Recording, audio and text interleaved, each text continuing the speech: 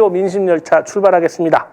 자, 세상에 두렵지 않은 일이 어디 있겠습니까? 그렇게 두렵던 초보 운전, 이것도 시간이 지나면 너무 익숙해져서 탈이지만 가장 중요한 것은 함께하면 두려움이 사라진다는 것입니다.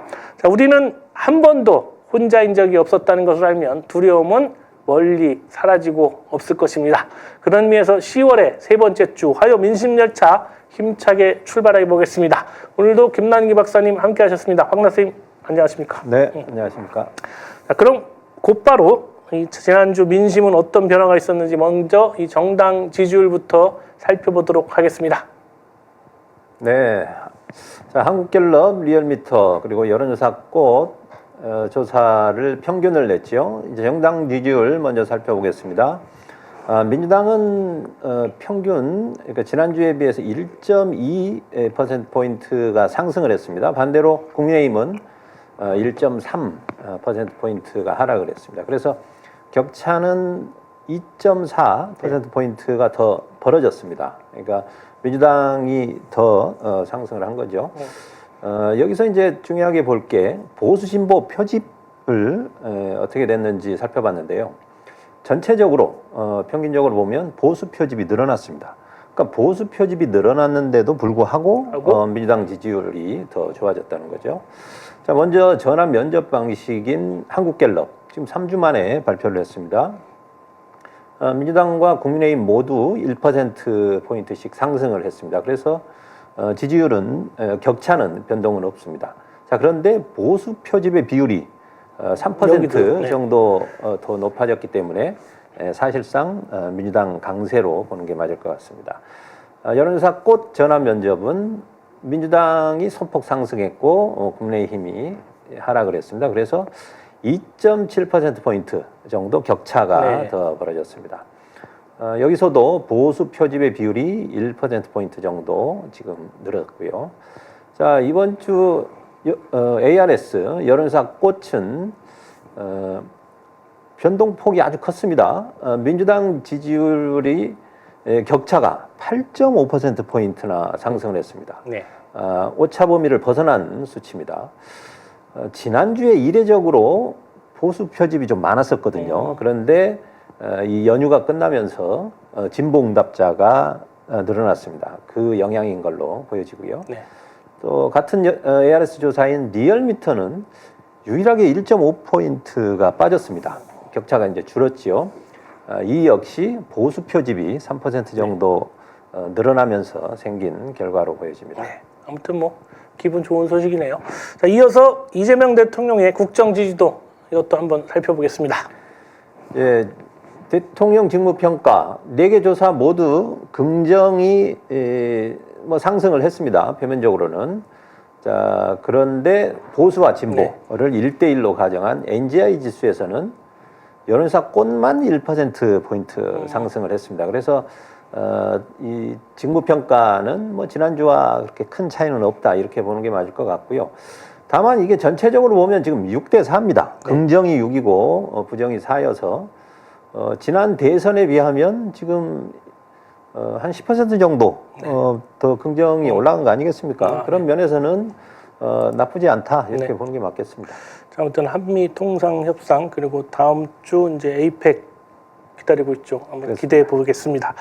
자, 이 지방선거 관련 여론조사가 여러 지역에서 또 발표되고가 있습니다. 내년 지방선거 또 겨냥한 여론조사가 나오고 있는데 여론조사를 통해서 본 내년 지방선거 전망 이것도 좀 간단히 소개해 주시면 좋겠습니다. 네. 지난주 상당히 많은 지방선거 관련 여론조사가 발표가 됐습니다. 전국적으로 이제 어떤 판세를 분석한달까요? 그렇게 했을 때 한국갤럽하고 KSOI에서 나온 조사를 좀 살펴보겠습니다. 한국갤럽은 여당을 지지하겠다가 39, 야당을 지지하겠다가 36. 사실 뭐 3%밖에 차이는 안 납니다만. 자, 그런데 KSOI는요, 정권 안정을 위해서 여권을 지지하겠다가 46.8이었습니다. 반면에 야권을 지지하겠다는 30.5. 그러니까 무려 한 16%포인트 이상 차이가 났습니다. 그러니까 KSOI는 ARS 조사하고 한국갤럽은 전화 면접 조사인데요. 그 뭐 조사 방식의 차이도 있지만 전통적으로 한국갤럽이 좀 보수응답자가 네. 많은 그런 면이 있고, 예. 어쨌든 격차가 좀 크게 납니다.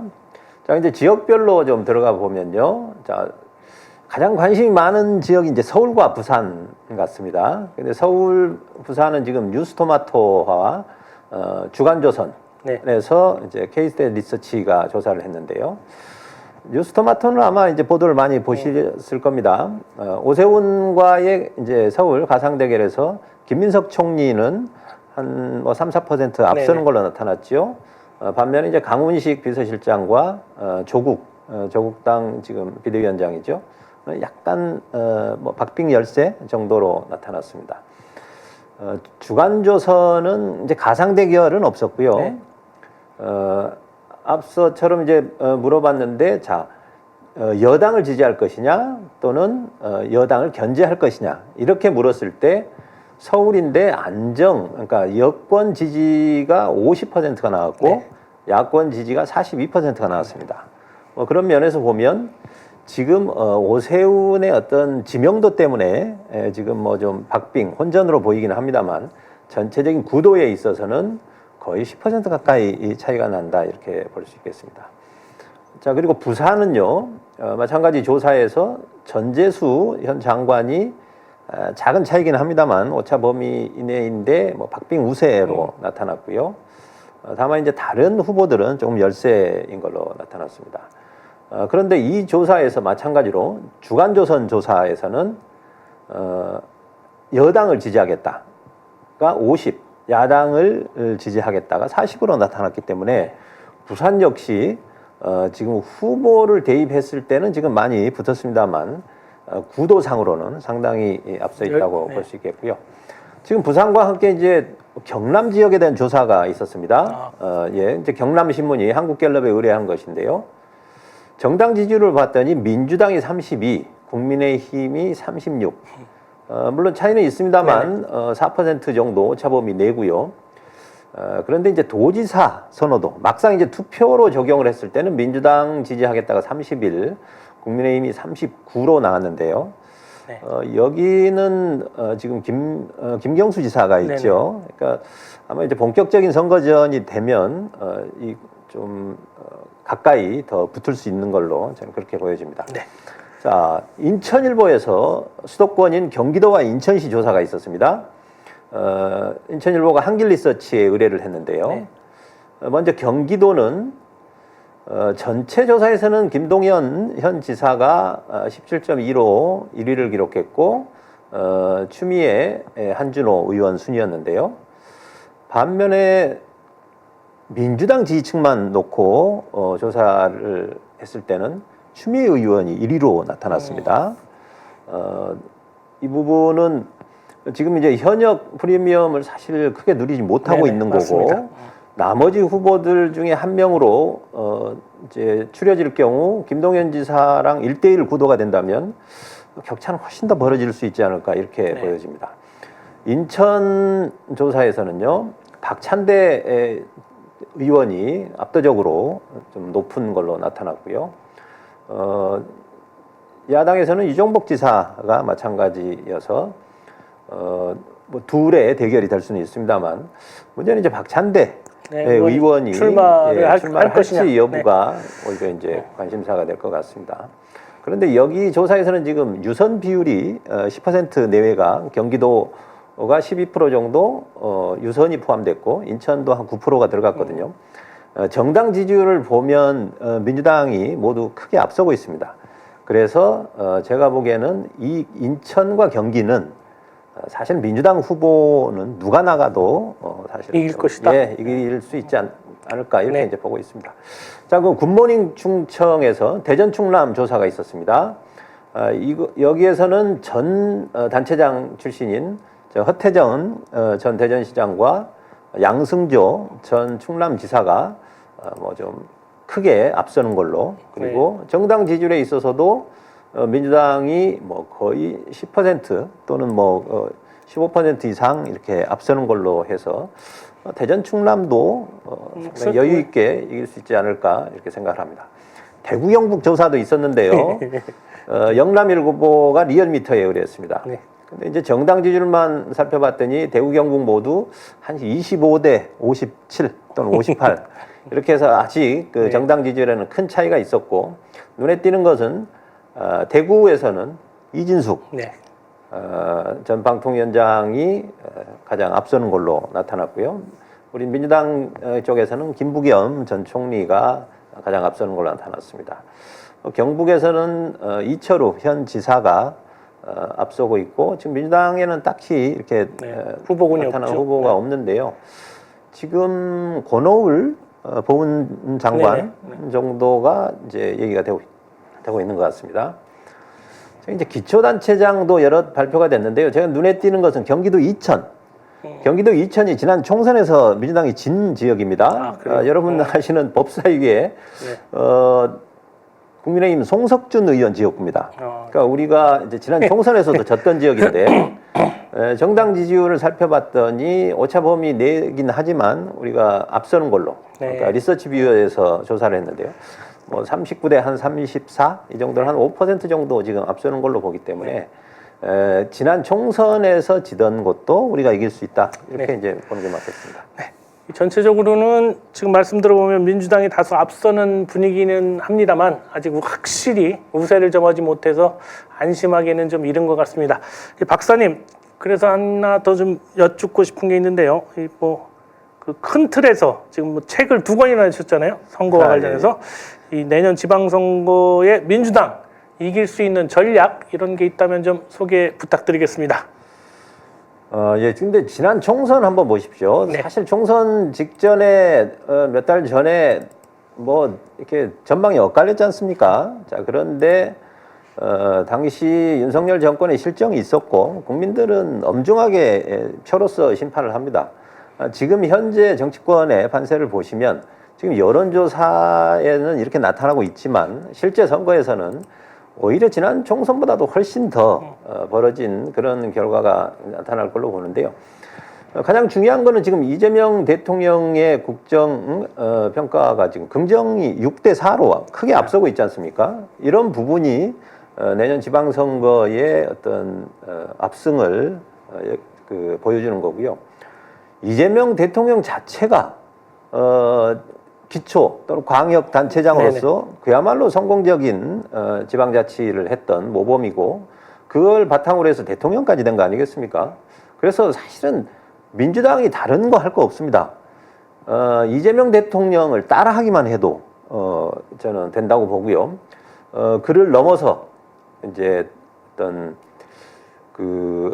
따라잡는 어찌 보면 뛰어넘는 단계까지 가는 것이 저는 가장 좋은 선거 전략이라고 봅니다. 특히 지금 국민의힘 같은 경우는 뭐 별다른 정책도 없이 오직 지금 정치 구호만 내세우고 있지 않습니까? 그렇기 때문에 이제 유권자의 마음을 사로잡을 수 있는 효능성이 높은 그런 정책들이 이제 중요할 것 같습니다. 제가 여러 번 얘기한 적이 있는데 아까 부동산 문제 또 얘기 나왔지 않습니까? 과천 경마장 그 강화도로 좀 옮기고 거기에 지금 청년주택 한 2만 호 싸게 지으면 얼마나 좋겠습니까? 그런 효능감 있는 정책 이번 그 지방선거에서 좀 적극적으로 실시했으면 좋겠고요. 또 AI 시대 아니겠습니까? 그렇죠. 저는 이번 민주당 후보들은 어떤 교육을 통해서든 모두 AI 전문가가 돼서 지방자치에 AI를 모두 접목하는 그런 방법이 필요할 것 같고요. 무엇보다도 도덕성, 특히 집권 여당으로서 그 도덕성이 중요할 것 같습니다. 그리고 폭넓은 세대 교체, 이것이 지방선거의 승리의 길이라고 봅니다. 네. 그래서 지금 여기 쓴 책 제목도 이재명 따라잡기인가 봐요. 네, 아무튼 이 지방선거에서 또 이제 조국혁신당, 이 조국혁신당과 민주당의 관계도 중요할 것으로 보이는데, 자, 이에 대해서는 또 어떻게 대비하는 것이 좋을지 박사님의 의견 좀 여쭤보겠습니다. 예, 지난 지방선거에서 지난 이제 총선은 지역구와 비례로 어느 정도 역할 분담이 됐었는데 사실 지방선거에서는 이 비례가 많지 않기 때문에 일부에서는 이제 어떤 그 충돌이 대결이 있을 수도 있을 것 같습니다. 특히 지금 조국 그 혁신당이 당내 문제로 해서 지금 지지율이 상당히 고전을 면치 못하고 있는데 어떤 식으로든 지방선거를 계기로 해서 제2의 발판을 마련하려고 그렇게 이제 할 것이 분명하죠. 그러다 보니 가장 스타 플레이어라고 볼 수 있는 조국 그렇죠. 지금 비대위원장의 출마가 요구가 될 겁니다. 자, 지금 그래서 이제 조국 위원장이 서울 또는 부산의 단체장으로 지금 여론조사에서 이름을 올리고는 있는데요.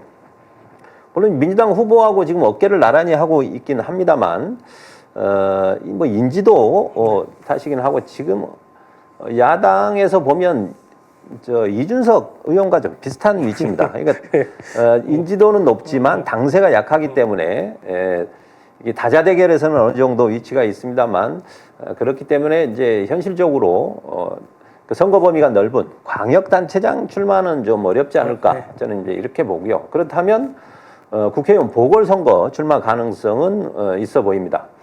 기존에 지금 나와 있는 인천 계양을이나 아산을의 출마는 저는 아닌 것 같고요. 단체장 출마로 공석이 될 수 있는 부산이나 광주 가능성이 있습니다. 그렇죠. 자, 근데 우리가 좀 생각해 봐야 될 게 있습니다. 이 부분에 대해서. 부산은 지금 전재수 장관이 거의 유일한 카드라서 뭐 어느 경우에는 국회의원 보궐선거가 불가피할 수도 있다고 봅니다만 광주는 꼭 그렇지가 않지 않습니까? 이 광주 같은 경우는 꼭 현역 의원이 나갈 필요 있나? 뭐 그런 생각이 있고요. 그러니까 왜냐하면 이 지금 민영배 의원이 가장 앞서고 있습니다. 네네. 자, 그런데 민영배 의원이 출마를 하게 될 경우는 광산에서 보궐선거가 생길 수밖에 없고 그 경우에 조국 지금 위원장이 보궐선거에 출마를 한다면 물론 지금 당 지지율이 낮아서 조국 위원장이 나가도 뭐 국회의원이 당선된다는 보장은 그렇죠. 없습니다만 네. 그러나 지방선거의 판세가 좀 달라질 수 있습니다. 호남 지역 전역에 영향을 미칠 수 있고 또 어찌 보면 이 대결 양상이 되면서 전국적인 구도에도 영향을 줄 수 있습니다. 그래서 물론 민영배 의원이 그런 그 기초단체장도 했고 하기 때문에 광역단체장도 뭐 잘할 수 있겠습니다만 지금 호남 대표 주자로서 지난번에 최고위원 출마했는데도 좀 아깝게 낙선을 했지 않습니까? 그렇다면 민영배 의원이 호남 대표 주자로 그런 당 지도부에 입성을 한다거나 아니면 입각을 한다면 광주에서 보궐선거가 없어도 되기 때문에 어찌 보면 이제 그 조국혁신당과의 어떤 대결을 막는 하나의 방법이 되지 않을까 이제 생각을 합니다. 네. 자, 아무튼 또 지방선거 이제 승패도 참 중요하지만 또 민주주의의 발전 그리고 이 지방자치제 풀뿌리 민주주의의 이 발전을 위해서도 선거제도나 경선 방식의 변화 그리고 개선이 필요하지 않을까 생각합니다. 이것도 이제 시간 관계상 간단하게 우리 박사님 좀 말씀 좀 부탁드리겠습니다. 네. 지금 이제 선거 승패도 중요합니다만 그렇죠. 네. 이게 선거제도부터 좀 바꿔야 됩니다. 이게 총선 때만 내면 선거제도 바꾸자고 합니다만 결국 고양이 목에 방울달기처럼 제자리에 머물고 말았는데요. 이번 기회에 좀 지방선거 제도라도 먼저 선제적으로 좀 바꿨으면 좋겠는데요. 지금 특정 정당이 어느 지역을 독점하는 이런 현상은 좀 막았으면 좋겠습니다. 그래서 지금 광역의원이 이 소선거구제로 하고 있는데 이거를 중선거구제로 좀 바꿀 필요가 있고요. 비례대표 비율을 좀 더 늘리는 게 좋을 것 같습니다. 그리고 기초의회는 이미 이제 중선거구제를 하고 있지만 2인 선거구제들은 결국 두 당이 나눠 먹는 방식이기 때문에 이것도 최소한 4인 이상 선거구로 바꾸면 이제 바꾸는 게 필요할 것 같고요. 지금 기초의회 의원의 경우는 거의 가번만 달면 무조건 되는 이런 현상이 있습니다. 저는 1인 2표제를 실시를 할 경우에 그 부분도 해소할 수 있고 또 군소정당에게도 어찌 보면 표를 나누어서 줄 수 있는 방법이 되지 않을까 이제 생각합니다. 경선도 중요한데요. 지금 지역위원장이 거의 뭐 낙점하다시피 했던 게 그게 이제 현실이었는데요. 완전한 당원에 의해서 뽑을 수 있는 그런 이제 제도들이 좀 정착이 되고 그러려면 이 신인들을 알릴 수 있는 플랫폼이 필요합니다. 그렇죠. 특히 이런 온라인 플랫폼 같은 저렴한 그 구조에서 자신을 홍보할 수 있는 이런 방법이 되고, 특히 이 현역 의원 감점제, 그러니까 세 번 3선은 뭐 30%, 재선은 20% 같은 이런 현역 의원 감사안을 적극 반영을 해서 좀 신인들이 대비할 수 있게 이렇게 제도가 개선되기를 저는 희망하고 있습니다. 네. 여러 가지 방안들이 좀 나오는데 뭐 갑론을박은 충분히 있을 수 있겠죠. 네. 아무튼 앞으로 시간을 갖고 선거제도 개선과 바람직한 경선 방식에 대한 논의해보면 좋을 것 같습니다. 자, 김남희 박사님 오늘도 수고하셨습니다. 네. 자, 김남희 박사님의 저서 이재명 따로잡기 그리고 지방선거 전략 매뉴얼, 자, 선거 준비하시는 분들한테는 좋은 책이 될 것 같습니다. 네이버 스마트 스토어에서 구입하실 수 있습니다. 자, 오늘 여론조사에 대한 이 자세한 내용은 중앙선거 여론조사 심의원회 홈페이지 참고해 주시면 좋을 것 같고요. 신통화는 내일 아침 6시 30분에 다시 찾아뵙겠습니다. 함께해 주신 시청자 여러분 대단히 고맙습니다.